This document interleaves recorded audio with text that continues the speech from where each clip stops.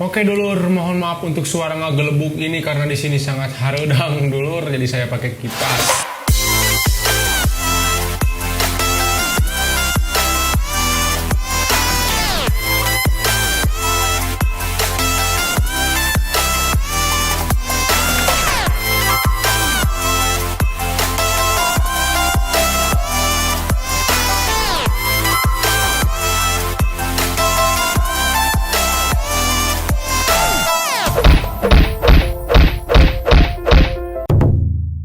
Oke, assalamualaikum warahmatullahi wabarakatuh. Ketemu lagi dan jumpa lagi bareng saya Abai Abadi. Di video kali ini saya mau kembali sharing ilmu tentang pemagangan IM Jepang ya. Dan saya sekarang mau menanggapi pertanyaan dari subscriber saya ini yang katanya bedanya IM Jepang sama Tokutegino itu apa bang, katanya gitu kan. Dan saya sebenarnya nggak terlalu paham jauh tentang Tokutegino ini, cuma saya sudah punya gambaran ya, karena dulu juga pas saya pulang itu pas kebetulan mulai disahkannya visa Tokutegino ini. Jadi apa itu Tokutegino?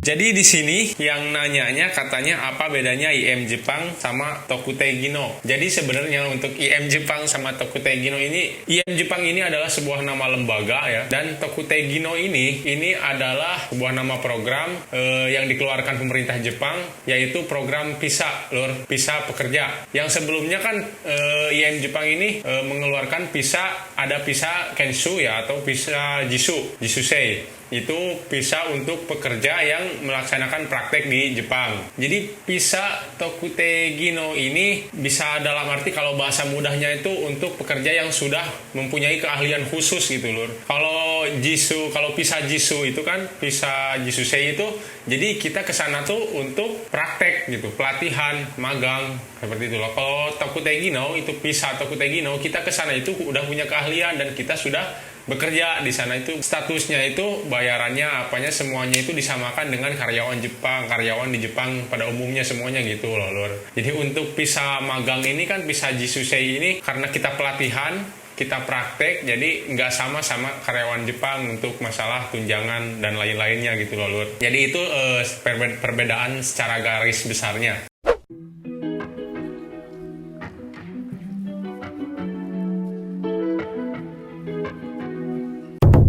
Enggak juga, yang saya tahu sih enggak seperti itu juga. Jadi maksudnya itu yang sudah punya keahlian itu, jadi kita itu pergi ke Jepang itu untuk bekerja sesuai keahlian yang telah kita miliki gitu loh lur. Jadi kalau bedanya sama Jisusei, visa Jisusei itu jadi kita belum punya keahlian apa-apa dan kita belajar di sana dan dibayar. Nah kalau Tokutegino kita bekerja di sana sesuai keahlian yang sudah kita miliki gitu loh lur. Untuk pemagangan ini ya, magang Jepang ini kan 3 tahun ya. Itu waktu pas saat kita pulang itu diberi tawaran tambahan kembali 2 tahun. Pas kita sudah lulus, misal selesai 2 tahun, itu kita dianggapnya sudah bukan lagi sertifikat Jisusei, tapi sertifikatnya sudah Tokutegino nomor 1 gitu loh lor.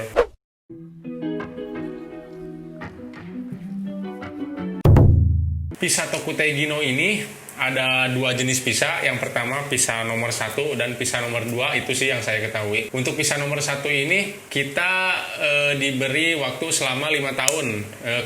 Kontraknya itu 5 tahun lur, 5 tahun. Dan untuk visa nomor 2 kita bisa tinggal selamanya di sana dan bisa bawa keluarga, katanya sih seperti itu. Jadi gitu, tapi tetap aja kalau misal kita mau ke visa nomor 2, kita harus lulus dulu di visa nomor 1 ini, Tokutegino nomor 1 ini gitu loh lur. Yang saya tahu sih seperti itu.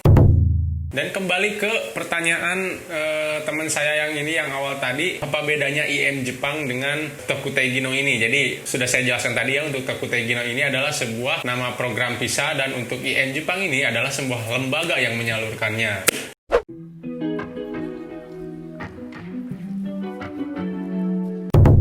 Sampai saat ini saya belum tahu, dan saya juga nggak mau sok tahu ya, Jadi belum tahu, tapi yang saya tahu untuk yang penyalur visa Tokutei Gino ini udah banyak lembaga ya lur. LPK juga sudah banyak yang menawarkan gitu untuk bekerja ke Jepang menggunakan visa Tokutei Gino ini. Jadi bukan visa Jisusei seperti itu lur. Lalu buat kalian yang masih bingung juga apa sih dari tadi ngomong-ngomong Jisusei, Kensusei, Tokutei Gino gitu kan. Untuk Jisusei itu artinya kan kita peserta praktek ya. Jisu itu praktek, artinya Jisusei itu berarti para peserta praktek. Lalu Kensu itu pelatihan artinya, atau latihan. Kensusei itu artinya tuh para peserta pelatihan. Jadi untuk Kensusei dan Jisusei ini apa bedanya? Kensusei sama Jisusei ini satu visa, tapi kan di sana kita 3 tahun. Di tahun pertama, bulan pertama itu kita disebutnya Kensusei. Jadi masa-masa kita untuk pelatihan terlebih dahulu. Nah, untuk di bulan kedua sampai seterusnya sampai 3 tahun itu kita dinamakan Jisusei atau peserta praktek. Seperti itu lur. Jadi lalu untuk Tokutei Gino, apa itu Tokutei Gino? Jadi Tokutei Gino itu bisa diartikan keahlian khusus lah ya, keahlian khusus. Jadi kan ada Gino Jisusei, ada Tokutei Gino. Untuk Gino Jisusei itu artinya kita para peserta praktek. Untuk untuk Tokutei Gino itu adalah peserta keahlian khusus. Seperti itu lur.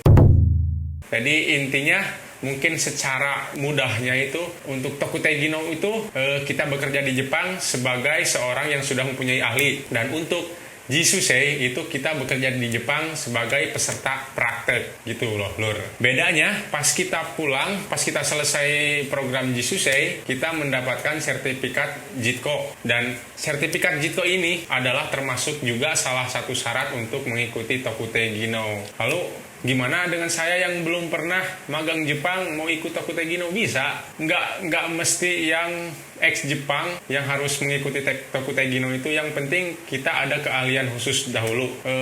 Untuk lebih lengkapnya lagi mungkin udah banyak sekarang ya website, situs-situs yang menerangkan tentang Tokutei Gino. Kalian tinggal searching aja di Google lur.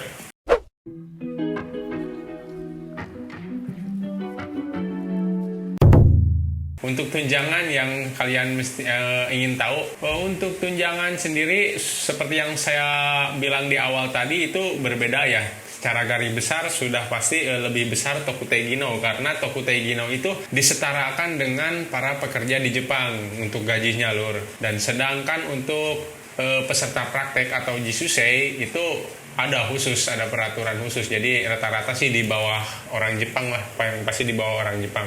Tapi kita kerjanya lembur dibatasi, semua dibatasi. Jadi karena kita judulnya pelatihan, bukan sebagai pekerja gitu untuk Jisusei. Lalu kalau misal kalian ada pertanyaan lagi, misal jenis pekerjaan apa saja yang tersedia untuk program Tokutei Gino ini, sudah nyari ya, searching di Google, katanya untuk sampai saat ini ada 14 bidang pekerjaan yang bisa diikuti visa Tokutei Gino ini.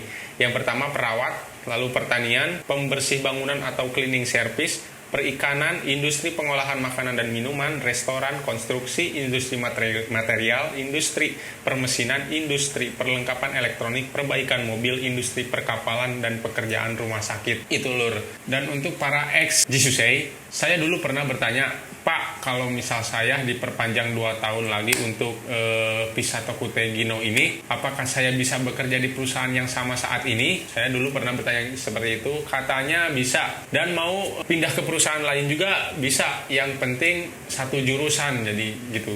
Misal kita di perusahaan ini, kita keahliannya itu di pengelasan, jadi kita mau pindah perusahaan pun harus perusahaan pengelasan juga, seperti itu loh lur. Jadi harus sesuai data JITKO.